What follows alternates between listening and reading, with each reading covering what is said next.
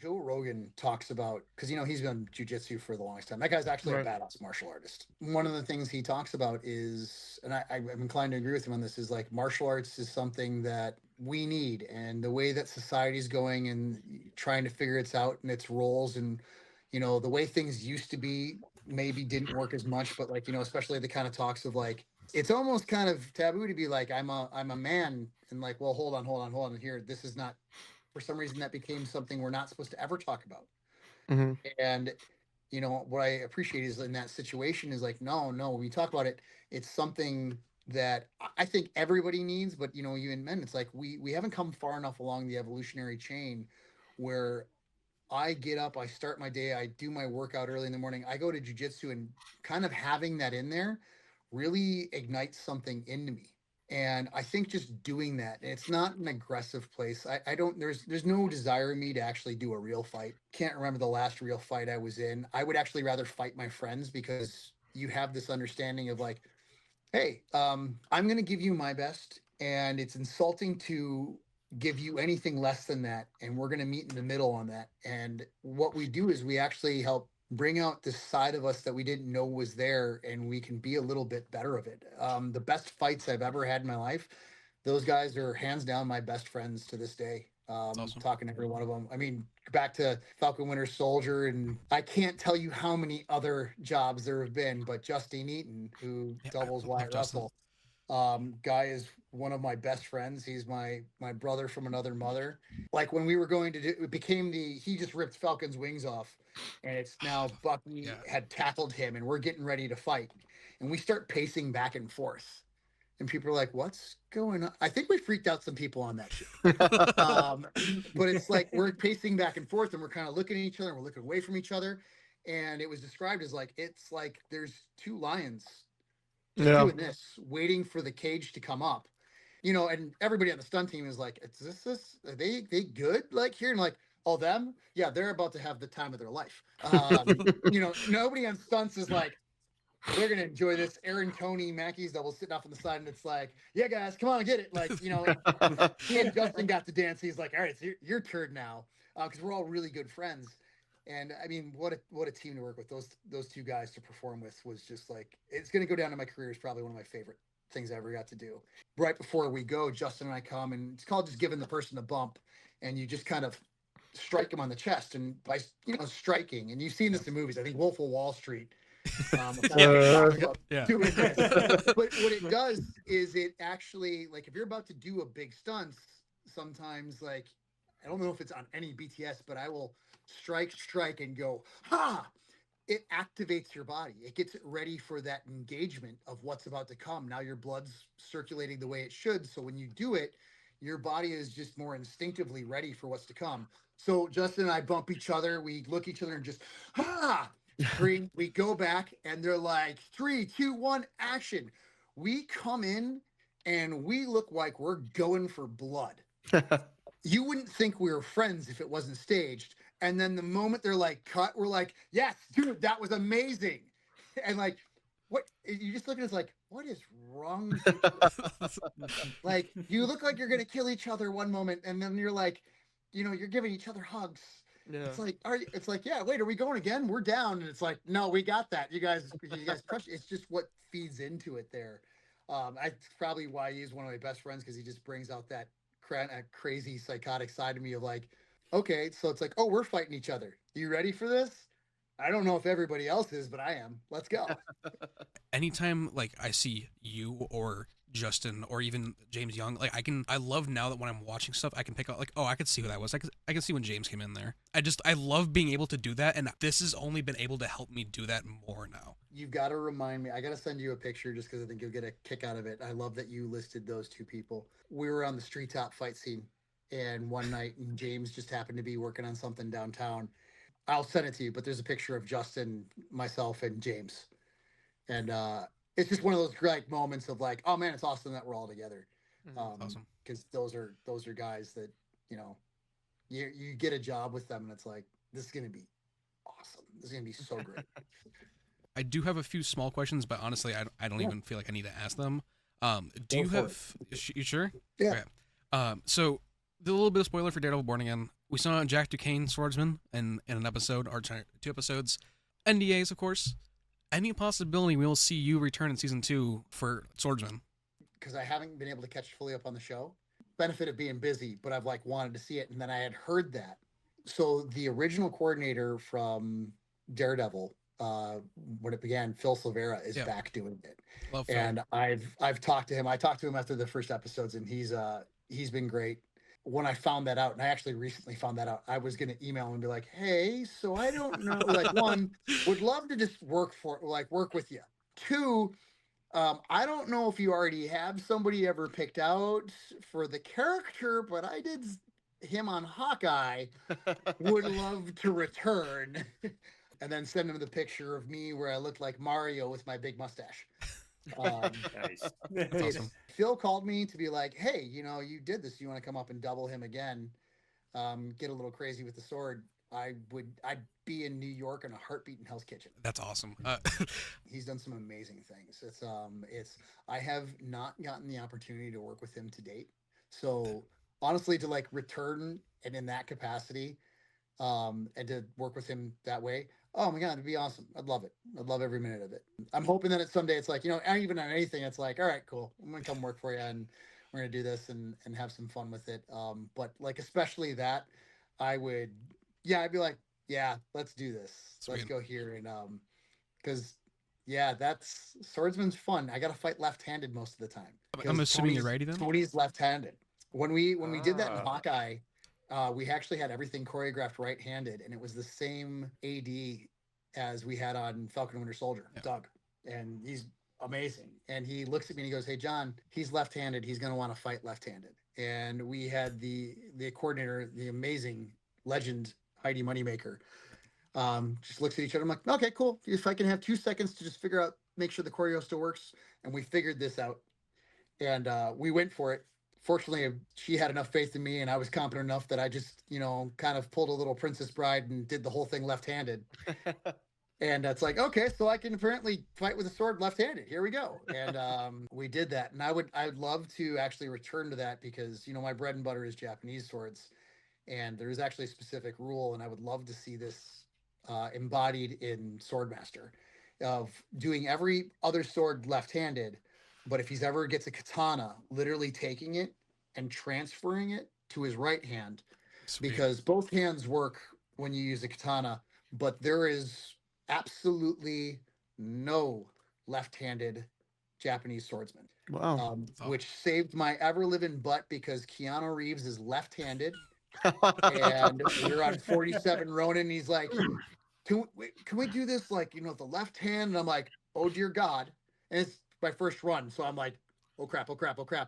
And thank God for the amazing Hiroki Sanada, which if you haven't watched Shogun, oh my God, watch him in that. He deserved every award he won. And Sanada is he's a legend himself. Twilight Samurai, if you can find a copy of it, like the man he is that guy. He's amazing. And he just goes to Keanu and goes, Keanu, no left-handed swords. None. And he's like, and Keanu's just like, okay, learning to do this with my right hand. And he was just like, oh, there's no left-handed swordsman in Japan. I can't be left-handed. And I was literally thinking like, oh, thank God. I'm amazed nobody went, what's the smell? I'm like, sorry, I just shit my pants. But I'm very relieved. With that being something that's even just culturally a thing, I would love to see a moment where it's like you have Jack, he's fighting, but he gets a katana. And there's just this almost traditional kind of thing of the transfer come around, and it's like, well, now he's going right-handed and he's doing everything like that. I think it just shows that he is a master of all swords. Yeah. He is the swordsman. The fact that we have those little details, and from what Phil does in his choreo and everything like that, I feel like if there was ever a chance to present that kind of idea and have that in there, I think it's something he might be like, fuck yeah, let's do this. Like, this is what we want in that character. He may have somebody very capable already picked out though, but I've got to send him that email and be like, just would love the city, Big Apple, huge fan.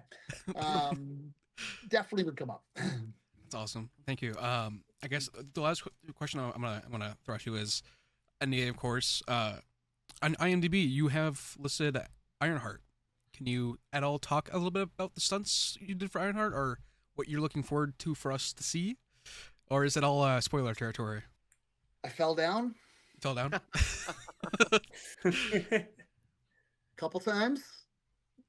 There you go. It's, I'll take that. Thank you. I'm happy it's coming out.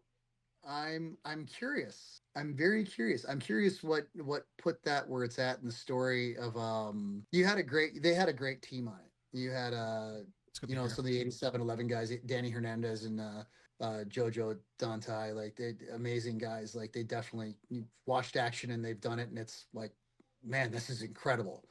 Um, and we had fun, and I fell down. I can say that. Um, I'm trying to think of what else I can say for it.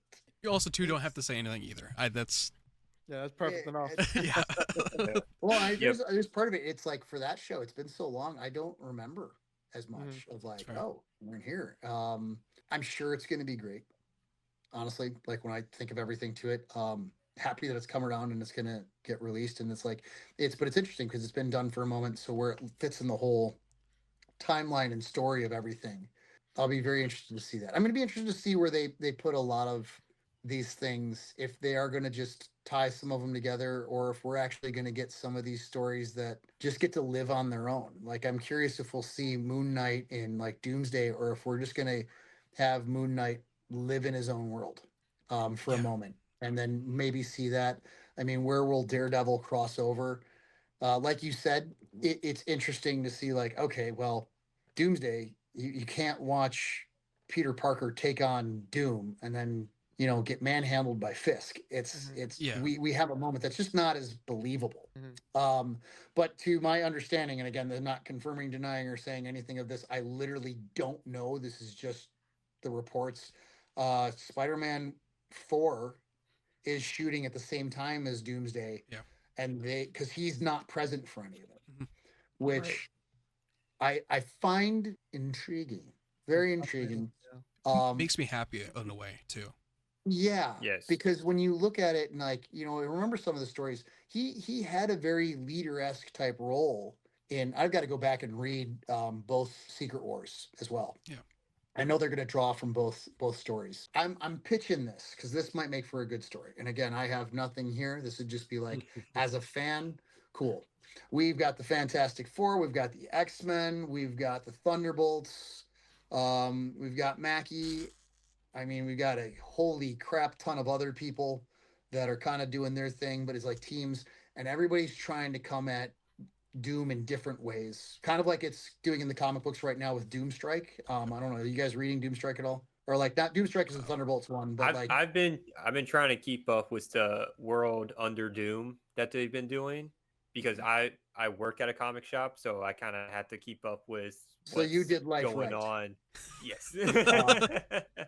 I'm trying to keep up with most of the stories. Like I've been reading Thunderbolts Doomstrike because Yes. I always like to know what Bucky's doing, and it's okay. So collecting everything written about Batman, not as easy. Collecting everything written about Winter Soldier, so much easier. He's only Yes. existed since 2005.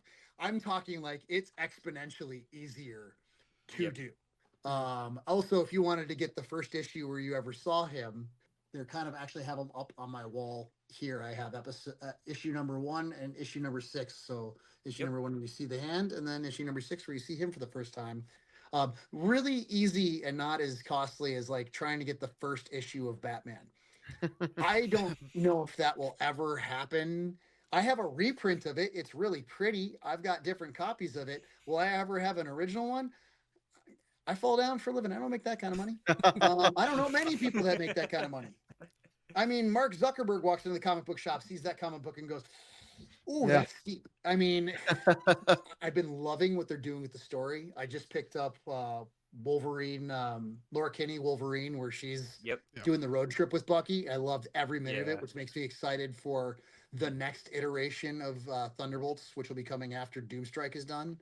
And I like it because it's playing in the subterfuge. I think it's very interesting because, yeah, Doom is doing some good things. So it's kind of like he's in control of everything. Yep. People are doing really well. Do we stop him? it's an interesting political take on everything, especially if you get into like certain people's views on like what's going on in the country too. I mean, like we're so divided, and like people have very far left views, very far right views. There's people that have views in the middle, and then there's people that just make up facts and completely entirely of like, where did you get your information? None of that's true. People love to do that nowadays, which also worries me about AIs, because you might just get information and people will take it as the gospel, and it's like, Yeah. wait, what? Where'd you? It's, you never know. But the One World Under Doom, I think it's been very interesting, and I love that they're doing that. Yeah. Like right at this time too. It's like, okay, because Doom is it's just showing what an amazing bad guy he is. Yeah. He is like what I love what they're doing is he's the Sorcerer Supreme now, and Doctor Strange is off on Asgard trying to regain his magical abilities without being the Sorcerer Supreme. So I love that they gave Doom like magic powers after the Blood Hunt event. So I think the whole Doctor Strange side is so fun.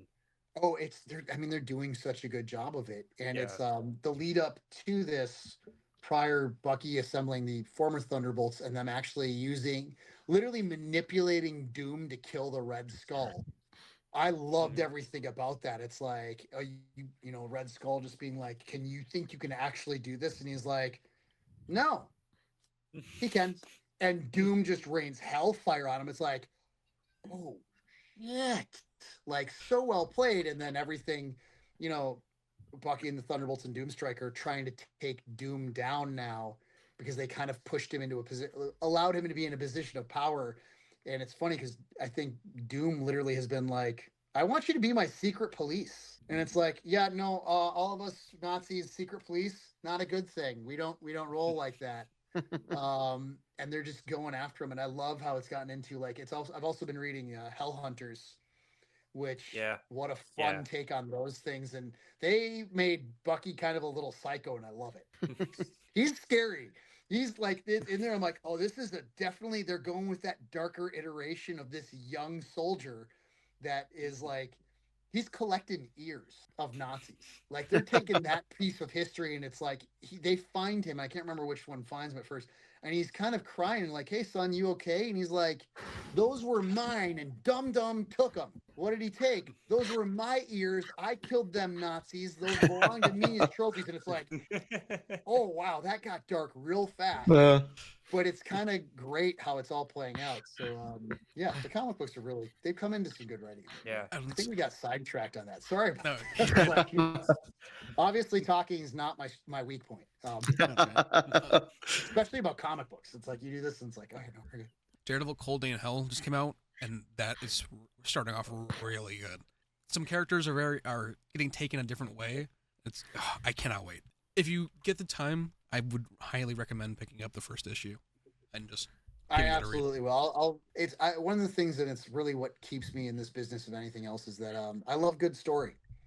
I think everybody loves good story. Everybody loves good story, and they love good storytellers. It's kind of been one of those since the Jim Henson used to have a show called The Storyteller, and it talks about in the intro of like the best place by the fire was always kept for the storyteller. So you get good stories like that, and they inspire us. They drive us. We connect to them on things. Yeah, I'll definitely check out the new Daredevil. I got to check out Daredevil and Punisher had a whole war, and I might have it in my library, and I buy books faster than I can read them, and I'll get the collections when they come out. 80% of my library is comic books. It's like a huge room. Like I built a library in the house during COVID. I'm like, awesome. I've always wanted that. And then, just like 80% of it's comic books. It's like all volumes, first issues on things that I have. If it's not hanging on the wall in my office, it's like no, it's in there.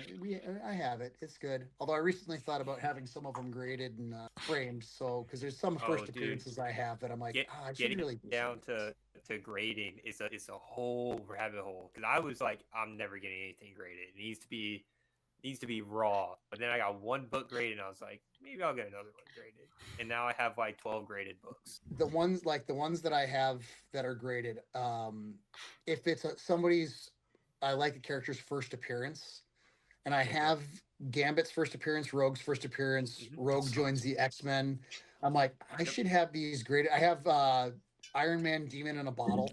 Nice. And I'm like, Nice. just these are special things like I've thought about, like I love this. Like, and these are comics that, like, they have those values to it, like they're pinnacle in the history of the character.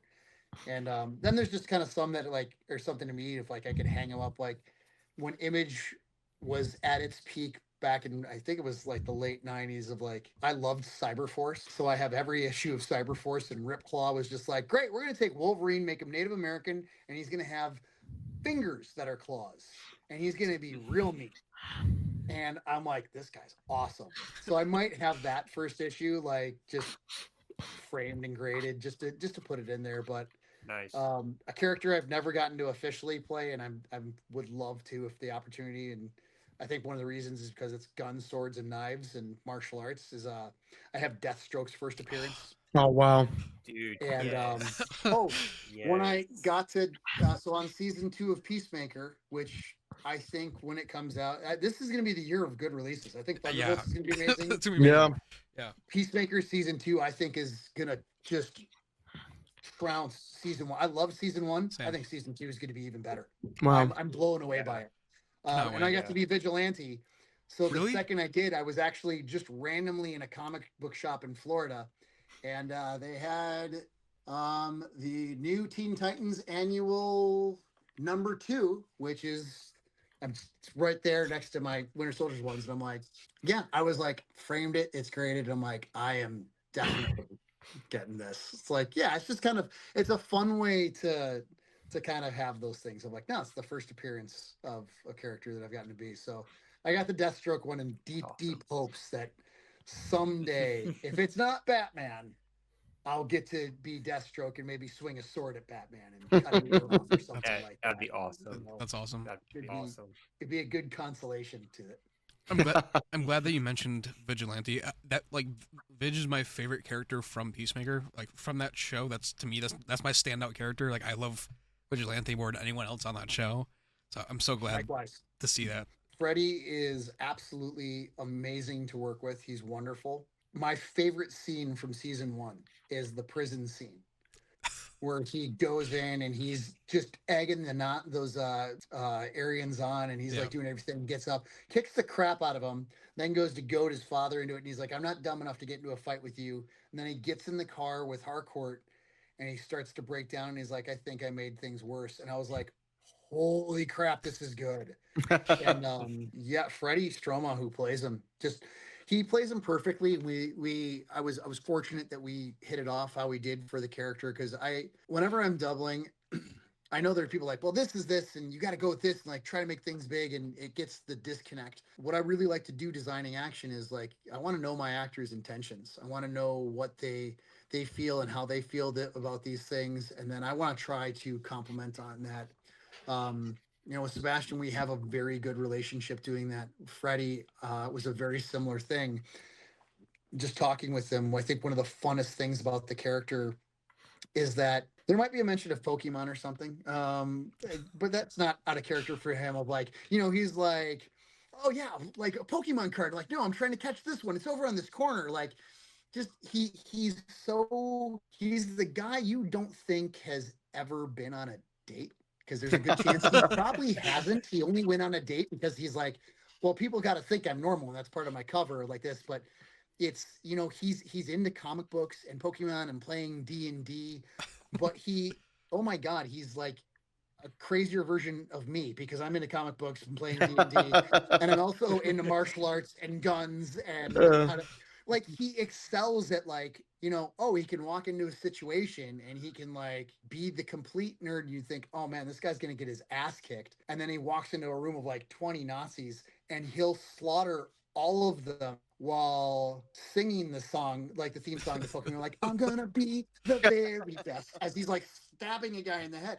And he's effortlessly enjoying it, because it's one of those things he just excels at, that violence of things. He's a psychopath. Yeah.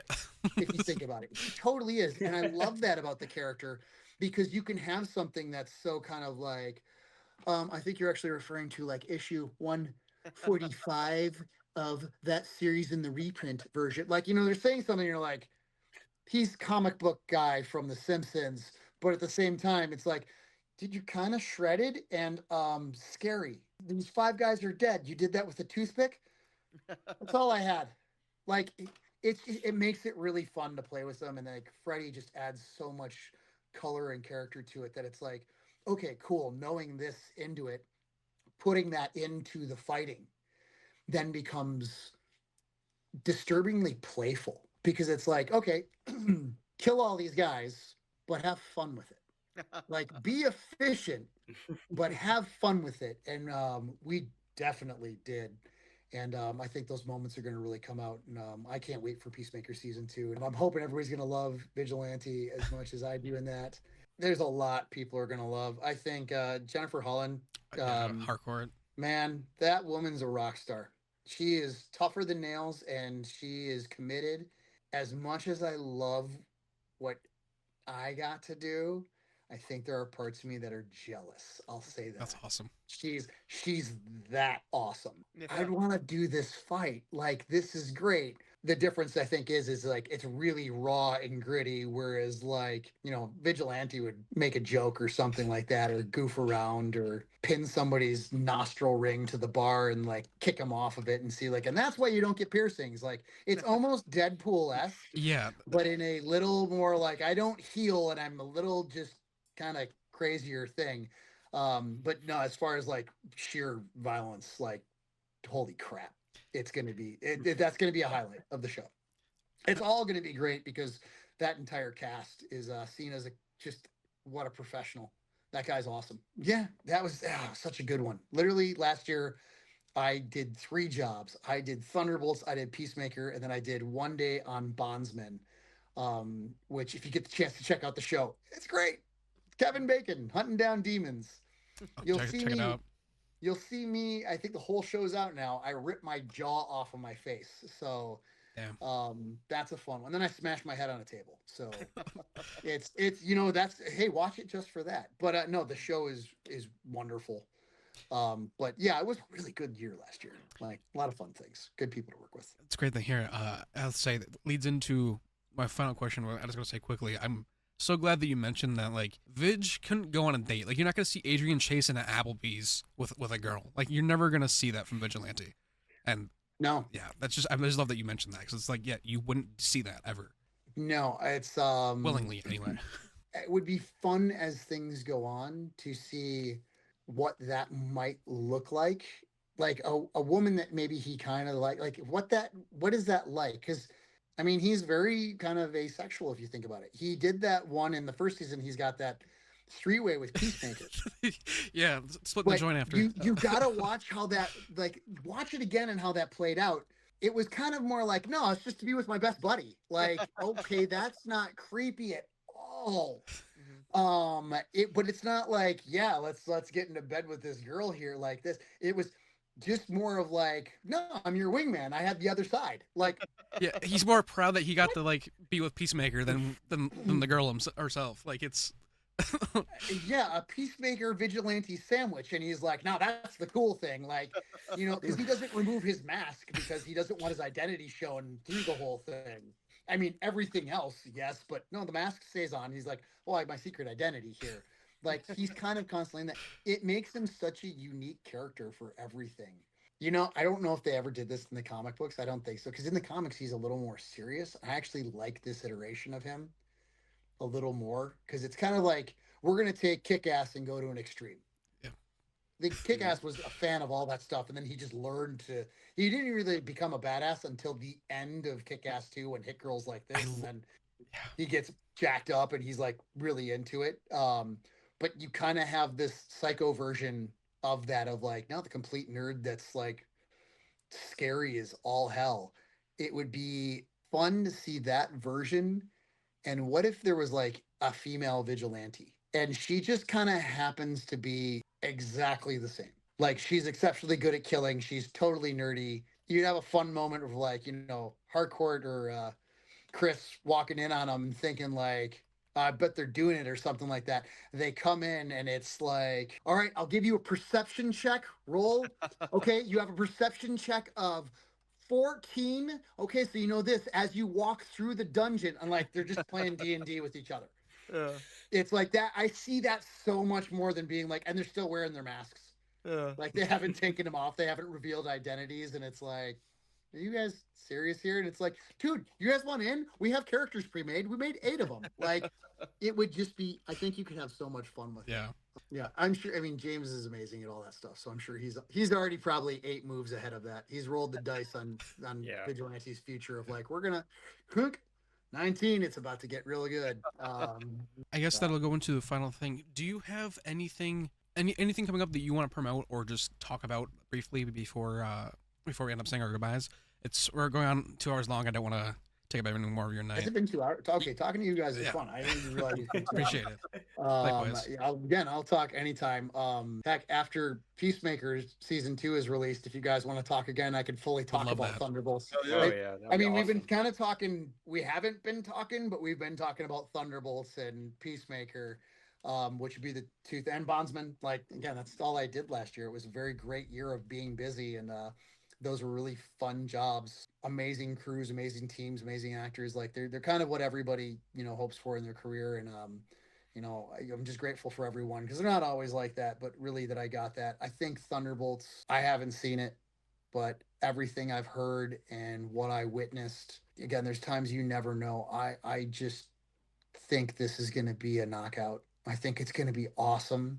I'm so glad to hear that. I think people are going to love it, and it's really nice because there were some parts of Marvel where I know people have been like, well, this and here, and they're trying to figure things out, and certain things were off the mark. And I always take live action stuff as like, hey, it's like a one-off graphic novel. You got to take it Yep. with that.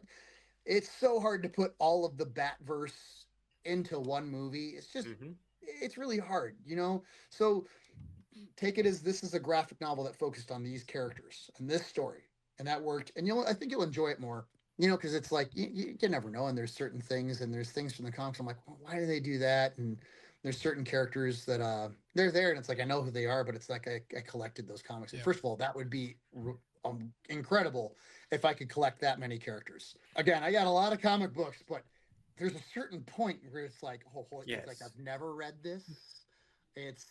I like Spider-Man, but I'll be honest, I don't have a lot of Spider-Man just because didn't have enough time for Spider-Man, and he's an amazing character. He's done really well. I like it. I just always was more into X-Men and Batman being a little more. God, I might need to talk to a therapist. I have really aggressive characters. I really like anti-heroes. Like, yeah, you're not the good guy, but you're not necessarily the bad guy anymore of this. Spider-Man's just the friendly neighborhood Spider-Man. But it's like there's certain things, and it's always interesting because obviously not all the projects are made for everybody. Yeah. Like, I loved Agatha. I thought it I was did too. really fun, and I thought that they nailed Wiccan. I'm like, holy crap, you got him. That's exactly how the character is. And then there's other ones like I'm trying to think. Like again, I'm like forgetting about it. I'm going to be interested to see where Loki comes back in Doomsday as well, Yeah. because I think they Yeah, ended it's him gonna be perfectly. awesome. Getting off about it, but like there's things like, okay, wait, no, I can think of definitely one Marvel thing that I'm not the biggest fan of. Not a Captain Marvel, and it's the same problem. It's like, look, I don't have an issue with Brie Larson or anything like that, but if you watch, she played there. Sometimes this happens, and this happens with actors. Of I'm tough. I gotta play tough. You get this thing where they get hit, boom, and they're like, Mm-hmm. and they brush it off. Okay, there's no stakes. Nothing's really taking you out. Like there's nothing that's a threat. Everything's a mild inconvenience to you. You mentioned John Wick, and it's like John Wick is screaming in pain, and parts of him are being Yeah. stabbed and shot, and he's fighting 20 guys, and he gets up and he kills them all while he's limping away because a knife is stuck through his knee and he's got a collapsing lung. That's tough. Fighting through the pain is tough. And so it's like, I feel like in those stories, it kind of got lost because if you look at it, I mean, she's fighting the biggest bads and she gets Infinity Stone punched by Thanos and Yeah. it just takes her away, but she's not busted up. And it's like, okay, come on. Like, Yeah. no, be vulnerable, like be more emotional, like let something phase you a little bit. Mm-hmm. And but that's me. On everybody's got their tastes and all that. And I think that one of the great things about the expanding universe is that they really are making something that's out there for everybody in some parts of it. I love I do have to say, of course I'm gonna forget her name now. She plays Kamala Khan. Iman Vellani. Iman worked with her on Miss Marvel, and I adore her. She's perfect for that character. So like in the Marvels, I was like, she was my favorite part. I'm like, okay, you're awesome. But she has those real moments of screaming and freaking out and like, Yeah. you know, the vulnerable moments that make her very real. And I thought that was fantastic. So you never know, but it's like really for Thunderbolts to kind of come back to it. I think that this is going to be something that everybody's going to find different and amazing. And you really just had such an incredible group from start to finish in every department that was on it. So I would be surprised if it wasn't good. You just have so much cooperative talent that really just was making something beautiful. So if it's not good, well, I'll be shocked. If it is absolutely amazing, I'll be like, okay, awesome. This is the artistic film. Like this is amazing. This is cool. This is what I was hoping it was going to be. This is what I heard it was going to be. And you know, we'll find out soon. But I think it's going to be amazing. And it's hard to miss when you've got a cast like that. And then to say the same thing about Peacemaker, when you have a cast like that, and also everybody's having fun. I'll say this: if everybody's working on a movie and having fun, it's probably going to be good. Like it'll be better than what you think of like most things because you're invested in it. You're actually going to put the time in to do show up and everything's going to be like you want to be at work. If people hate the job they're doing, that's to me is always a horrible sign of like, oh crap, this isn't going to be good because people don't want to be there and they're kind of checked out in a way. You know, the Marvel projects I've been a part of, we are always so happy to be back and doing because we have the most fun. And, you know, like I said, Falcon and Winter Soldier is always going to hold a dear place in my heart for all the people I worked with on that. And then we got to bring so many of them back for Thunderbolts and, you know, just the different departments and seeing everybody. And it's like, these are guys that I've been friends with now for a decade because we've all worked on just different projects and these same projects together that we, you know, we grab dinner and we hang out and we see each other. So we enjoy when we all get to be together. I think it's going to be a good year for those projects. Love to hear that. Again, I haven't seen the edited part to it. So it's like I fall down for a living. There's only so much I can do and observe. But from my eyes and from what I've seen and everything, I think Thunderbolts is going to be a win. I think Peacemaker is going to be a win. And I hope that everybody that gets into it and watches it enjoys watching it as much as I enjoyed working on both of them. Because if that's the case, then they're really going to be something that people I think will rewatch because it's just that good. And I wouldn't say that about every job I've ever worked on, but on these ones, I can honestly, truthfully, I swear to God, I'm not lying to you. I think they're going to be awesome, and I'm really happy to say that. It's awesome. As opposed to, yeah, you know, just maybe wait till it comes out on streaming. Like, I generally try not to say that. It's not too good for repetitive work, but no, like I'll say that I'm going not Peacemaker because it's not going to be in a theater. Should be. Sorry. But it would be season 2 if it was in a theater. I'm just going to be honest. It would be a freaking experience. James Gunn, if you catch wind of this at all, just release Peacemaker. Every episode, just put it in a theater. Make 1 or 2 theaters in like big cities or something so people can go watch it in a theater because it's going to be that awesome. I would watch it on a giant screen. And Thunderbolts, I'm not even just going to go see it on a big screen. Like I'm going to IMAX. There's things I want to see that freaking truck launch on a screen. Like that truck is real. I want to see it launch, and there's so many other things to it that I'm like, no, I want to see this. I want to experience this. Like Top Gun, I didn't want to wait till that came out on streaming. I wanted to see Top Gun Maverick in the theater, and it was freaking worth it. Same thing here. I think these are going to be like, God, now I want them to bring Peacemaker in a theater. I'm sorry. Awesome. So it would be one of the reasons you want to strike it rich so you could have a movie theater at home. Like this is how I watch it. This is how I watch it. It's like the small TVs for watching the Golden Girls. This is for watching Peacemaker season 2. You can definitely tell when people love making what they like the project they were on. Even in the most sincere beats in the film, you can tell that they love what they're doing. And from the first trailer of Thunderbolts, Where's My Mind? Immediately was like, oh, this is going to be different. This is going to be a different kind of movie. Okay, I do have to share one more story with you. Now I'm keeping you guys. You are here. I'm keeping you That's hostage. good. I got to share one more story for you because I just think this is something to lend to it being good is so finished everything up in Utah. The Thunderbolts had gone to Malaysia for now what everybody knows is the jump off the Yeah. building, which just Florence is a Crazy. rock star. What can you say? Insane. It's awesome. Insane. Sebastian had come back to Atlanta to film that scene for Falcon and the Winter Soldier. So I had already started on Peacemaker at that moment, but he's like, "Hey, I'm coming back for this," and I'm like, "Oh, I've actually got this week off. You guys want to get together?" And he goes, "Well, I'm gonna be on set. Cat 4. You want to come hang out?" And I was like, "Yeah, absolutely." So I went and I got to see everybody again, and it was like nice enough. But hanging around, just hanging out with them the whole day on that. And there's a moment that we're there, and he had to return back because they had shown the first trailer in Utah to everybody. That's cool. He didn't get to see it. None of we refer to ourselves as Team Bucky. So like the people that work with Sebastian, we have affectionately for a long time. It's just kind of that fun thing of like, no, we're Team Bucky, because there was this whole thing of like, are you Team Cap, are you Team Walker, are you Team Bucky? I'm like, no, we're Team Bucky. Like,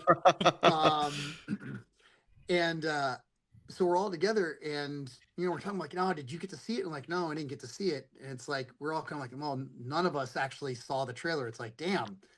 And the amazing head of Marvel Security, Barry, is like, you guys didn't see the trailer?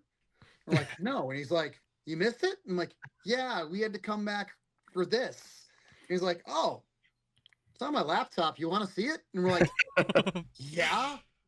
So Barry brought us all in, locked us in Sebastian's trailer, where he played the first trailer for Thunderbolts for all of us for the first time. See, this is the first time we've seen any footage edited together. Yeah. That's sick. And we watched it, and we took a moment when it was done, and we're all just kind of looking at each other. And we're all like, holy shit, this is going to be awesome. Yeah. Like, everybody was like, wow. Mm-hmm. And there's that thing, you're in it and you're doing the work, and it's like, no, you see camera and it's like, okay, I'm seeing the playback. This looks good, and this is all good here. And they were doing live editing as we went, and it's like, man, the playback looks great. But it's that final picture. How does it really come together? And just that first trailer that we saw, we were like, oh, holy shit. There was a strike in the middle of this, so technically it was like over a year of doing Thunderbolts. Mm-hmm. You think there'd be parts of us like, I don't need to see any more of it or anything like this. It's like, no, we were like, oh my God, wait, when can we see the whole movie? And we're like, well, they got to finish in Malaysia for them to even get that part of it. So it's not done. And it's like, when can we see it? Like, so that's kind of nice about it. Kind of a similar thing right now too, of like seeing the footage, like when it gets edited together, and you're like, hey, you guys want to see what you did? And you watch it and you're like, oh my God, that looks like this all came together amazingly. Everything I've seen from these projects, I'm like, oh, holy crap. I can't wait to go see this. Usually I'm even fine with like, no, I really want to see it. I really want to see it. I just don't have the time. I'll wait till it comes out I can have it at home. I'm not waiting for either. I'm literally like, the second they're like, hey, would you like to come to the cast and crew screening for this? And I was like, RSVP, yes. And I have a friend, I've never been to a premiere. She gets invited to every Marvel premiere, and she's like, you've never been to a premiere? And I'm like, nah, I've never been to one. Not once. And she's like, you want to go to Thunderbolts? I'm like, yes, I do. That's awesome. Unfortunately, I am leaving to go to Los Angeles for work, and when the premiere is to when I have to leave to still be in LA, it just conflicted with too many things where I was like, I can't. So I've got to wait, like, because the premiere's tomorrow, I think. I know the theater releases are the 22nd is like when like the 22nd, so it might be the Monday. Because May 2nd, oh my God, we're already into May. Holy crap. pretty close. Yeah. May 2nd is the full release. Yeah. Yeah. And then there was limited theater releases. Jake had posted that on his social media. They were doing certain cities that all sold out like that. I tried to Yeah, get I tried Chicago. getting- It was tried getting impossible. Yeah, it was. But the 22nd, the casting. So yeah, I think tomorrow's the premiere. The 20th is a casting crew screening, and then I think there's that limited release on the 22nd, and then the second is when it fully releases, which is when I'll probably. If they don't do the casting crew one in IMAX, I'm going to see it. But I'm like, okay, I got a couple of days. Let's just go. I'm dying to see this. Let's do it. Yeah, let's say the second tickets went live, I immediately was like the biggest screen immediately. The first time of the day, boom. I need to see this on the biggest screen I can. Oh, again, I think it's one of those few times. I mean, there's amazing movies, and I'm like, I don't know if you need to like. This is an incredible movie. You should 100% watch it. I don't know if it needs to be watched on a screen. Like movies have just kind of gone that direction. Of we have independent movies that are very character driven. Like I don't know if anybody watches White Lotus, but like is such a character driven show. If it was a movie, I don't need to see that on a giant movie screen. It looks beautiful on my TV at home, and I can sink into it. But there's certain things like Godzilla -1. Oh, dude. I'm not watching that at home for the first time. I have watched it at home, but I was like, we're going to the biggest screen we can watch it on. And that movie, and anybody seen out there, if you haven't seen Godzilla -1 yet, oh my God, go see it. There's something the Japanese just understand about getting Godzilla right that we don't. It's Toho, dude. It's Toho. It has to be. Oh, I mean, you could take Godzilla out of Godzilla -1 and it was still an amazing movie. I was like, oh, holy crap. And then I was thinking like, okay, well, the budget on that wasn't this big. They're not going to show Godzilla that much. And I'm like, oh, they're really showing Godzilla. This is incredible. Like, yeah, to see that on a small screen, I feel like it's insulting to the people that made it. Go watch Godzilla do a nuclear blast to a World War II like U-boat and sink that sucker on like 60 feet of screen and feel it. I wish they had it in 40x when it came out. Like oh my God. that would have been a cool experience. Are they doing Thunderbolts in 40x? They should if they're not. I can't say anything. No, I can. It's in the trailer. Okay. When the bodies are turning into shadows. Yeah. On the ground, I would love to see how they could enhance that experience. Oh yeah. Yeah, wow. Happening to something of like, I don't know if you could get just a kind of a blast of cold air. Yeah, or if air. there's like a vibration or a thump or something. So you just kind of feel this as it's happening. That'd be sick. I know, like, and that's the thing too. I feel like the way that's already in the trailer and we've seen that. Now imagine that on a big screen. You see that. I think it's going to have more of that kind of breathtaking of like, people are disappearing. They're being just wiped out. And everything that's causing it, it's like, it will be one of those things that's, it's going to have the gravitas that we want it to. And I hope I'm not wrong. I really hope I'm not steering anybody in the wrong direction. I don't get any of this, just so you know. I don't get like Marvel. Like, I don't think that they hire me based on anything. I don't think they ever see any of these. If Barry ever said, "Hey, I saw your podcast," be like, "Oh, Barry, that's so kind." Like, it's thanks. He's like, "Well, I follow you on social media," so it's like, like I said, he's a friend. And I'd never want to upset him. But it's like But I can genuinely again say that this is one of those ones that I'm like, no, I think this is going to be worth it. I think it's going to be absolutely worth it to see everything. And I think there's going to be a few moments where people are going to stand up and cheer like the Red Guardian. Yes! Which there's a good chance David Harbour steals the show as Red Guardian. I mean, he is so charismatic. I love him as Red Guardian. Yeah. He is so, everybody is so perfect in their roles. Yeah. I mean, Sebastian's been doing Bucky for 15 years now. He and Hemsworth and Hiddleston are the only three that are left from the very beginning. Wow, yeah. I mean, Renner's shortly behind them, but they're the only ones from the original. So that's why I'm also like, do not kill him in Doomsday. Like, I'm not ready for this yet. He needs his own solo project here, for the love of God. But, Florence is absolutely fantastic. I love her as Yelena. In Black Widow, I adored every minute with her.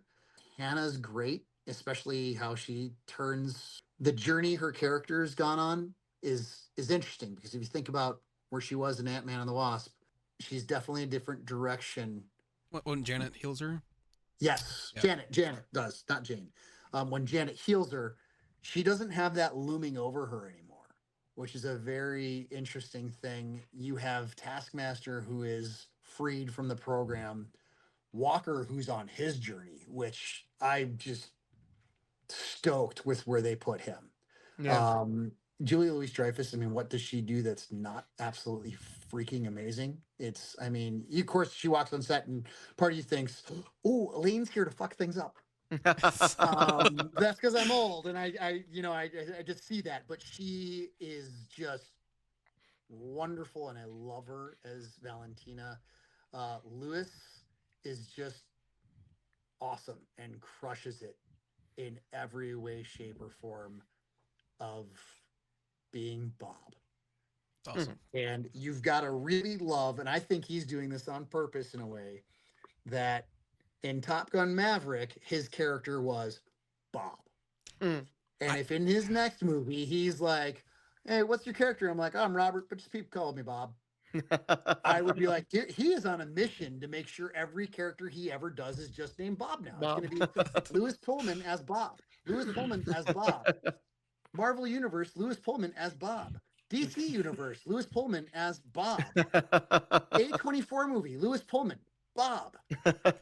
He's going to remake What About Bob? I mean, it's just everybody together. I don't think I even missed anybody on it, but like, holy crap.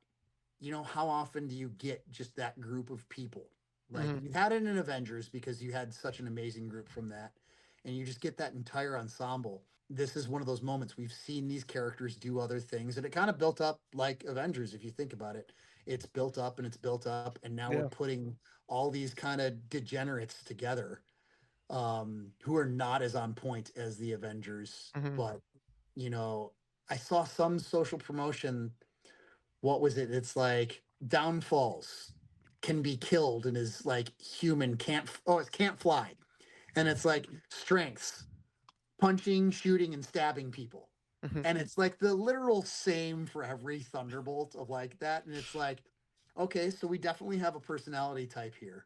And then to put them all together and see how they function. Yeah, that's my actual feelings on it. I like, again, I can't, I just, at this point, like, you know, people have got their tickets and that, and I'd hope they enjoy it again as much as I enjoyed working on it. And I hope I enjoyed as much as I enjoyed working on it. It's always nice to see something come together, but it's really nice when you do something and it comes together and you're like, man, that's going to be one of those ones I'm going to be very happy with and proud of for years. And glad to hear that.